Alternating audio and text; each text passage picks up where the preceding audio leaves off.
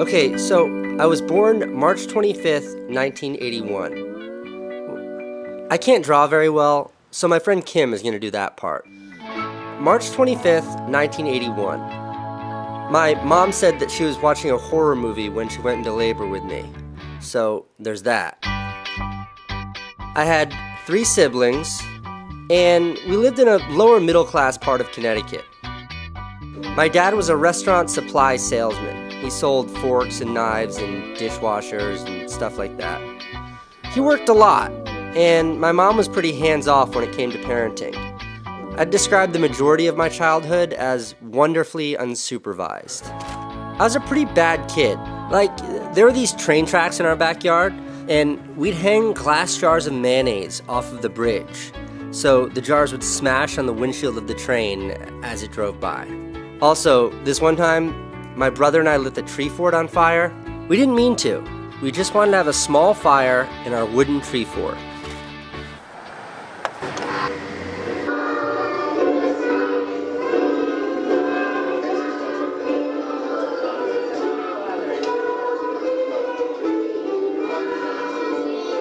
I didn't hate school, but it wasn't great. I was always in trouble. Breaking something, school trouble, teacher trouble. I remember vividly this constant anxiety I felt for most of my early school years. There was a constant tension that my parents or teachers were going to find out about whatever trouble I was up to. Getting in trouble really escalated when I got to high school. I was always in the vice principal's office, then detention, then suspension. Freshman year was pretty uneventful, but by my second year I was trying to find my place in school and started hanging out with some of the really bad kids. I got into a lot of fights, and it was around this time that I discovered smoking weed and drinking alcohol. This was also around the time my parents told us they were getting a divorce. That didn't go well at all. I put all the blame on my mom. I really didn't like her then. One night we got into this big argument, and she ended the fight by saying, "Do what I say or get out of this house." And I left.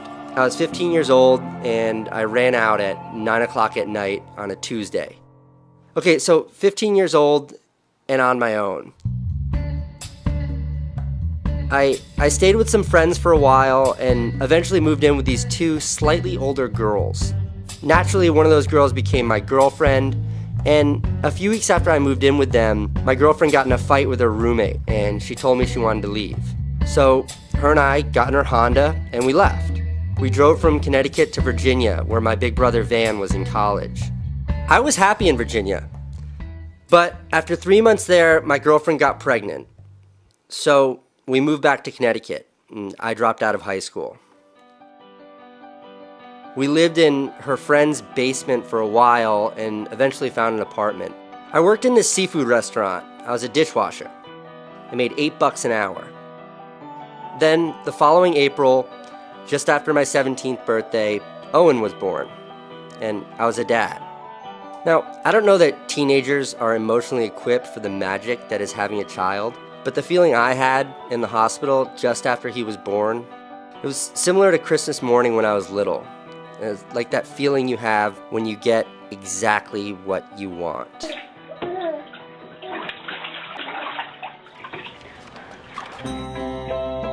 We moved into a trailer park.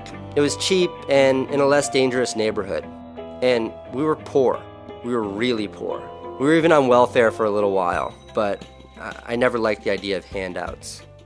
Slowly things settled. Life was okay. I made a little bit more money in the restaurant, and when he was about a year and a half old, we drove into New York City and stayed at my brother's apartment in Brooklyn. It was our first vacation. My older brother had just gotten an iMac, one of those funny-shaped blue ones. Actually, this is the exact iMac. This was the first iMac you could edit video on, and we made this little movie of taking Owen to the zoo. I loved the process. When we got back to Connecticut, I immediately maxed out my only credit card and bought my own computer. I spent all my free time making these little movies. And for the first time in my life, I felt like by telling these stories, I had a voice. Then, for a lot of good reasons, Owen's mom dumped me. It sucked. I didn't know what to do. Now, before the breakup, I had this plan, this dream, to move to New York City in like 5 years. But I just kind of said to hell with it and decided to move to New York City immediately. It was June 2001. I was 20 years old and I moved to New York City. I was here to become a filmmaker.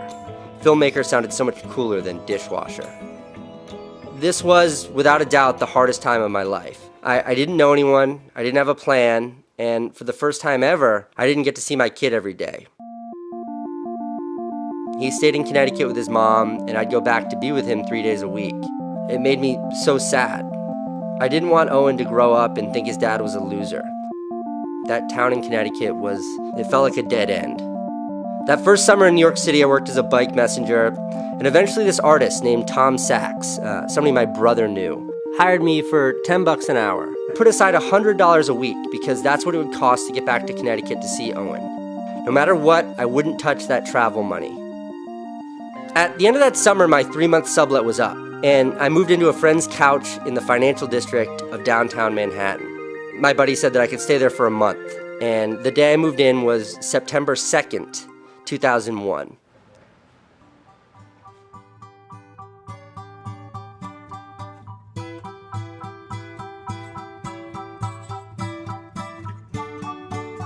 The blast from the first plane knocked me out of bed, and by the time the second plane hit, I was on my bike trying to get away. The blast from the impact of the plane knocked me off my bike to the ground.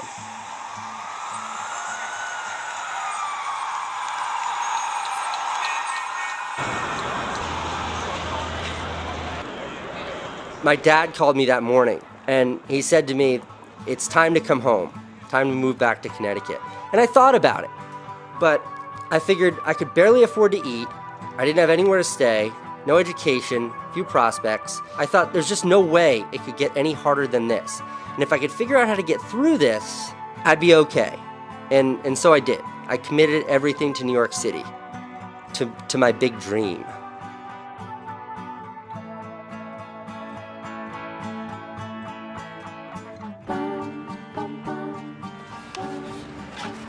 And that's when things started to turn around. My manual labor job turned into a real job with real opportunities. As a studio manager for that artist, a friend of a friend freaked out after the World Trade Center attacks and left the city. I took over his super cheap apartment. All the while I was making movies about whatever subject matter I could come up with. I worked with my brother Van.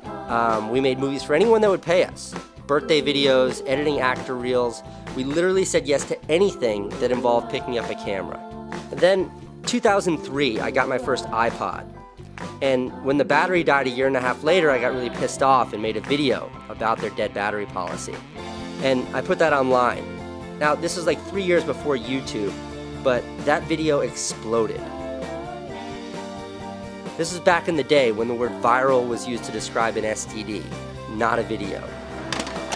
Casey, it started with you. You know, I got the first iPod, Generation 1, had it for about... And all of a sudden, people started asking about other movies we had made. In 2004, a video series we had shot in my apartment called Science Experiments was invited to be shown at the Sao Paulo Biennial in Brazil. Things started to get good. I had a little bit of money, and I was able to spend more time with Owen. And for the first time, he and I started taking trips together. What's the pretzel for? The dolphin. You're gonna feed the pretzel to the dolphin. Yeah? When we traveled, I felt like I was able to get to know him in a way that was entirely new. When we traveled, it was just us. And I loved that.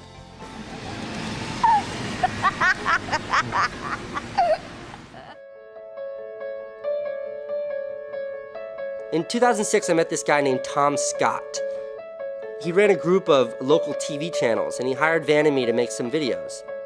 The videos came out great, and he made this big offer to us. He simply said, "I want to bankroll a big project you guys do." Now, I've always understood luck to be where opportunity meets preparation. And this was a big opportunity, and we were certainly prepared. So he agreed to fund us for a year. It wasn't a lot of money, just enough.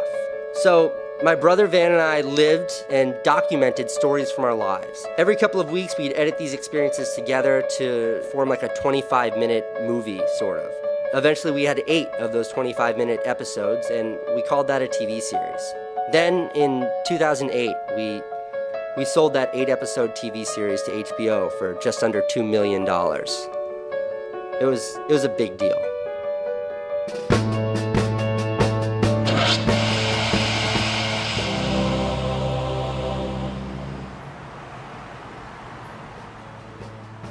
The HBO show premiered in 2010. Then my brother and I stopped working together. I produced a couple of movies, and ultimately I just shifted all of my focus to YouTube. I'd found my voice telling stories with my videos back in that trailer park, and I had finally found an audience for it on the internet. Owen turned 16 a couple months ago. He's taller than me now, he's smarter than me, and he's definitely better looking than me. We've never stopped traveling. I don't think we ever will. And I owe that kid a lot. The first 2 decades of my life were spent being told I was wrong, not fitting in. But this last decade of my life, you know those days when you're in a rush to get somewhere and you catch every green light? That's what it's felt like. I'm 33 years old, and I have no intention of slowing down.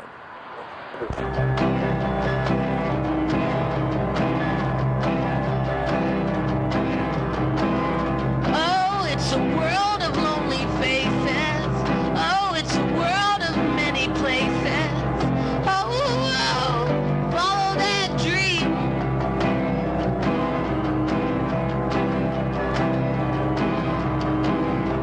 Oh, it's a world of funny faces. To get home, you have to touch all the bases. Oh, follow that dream. Like flying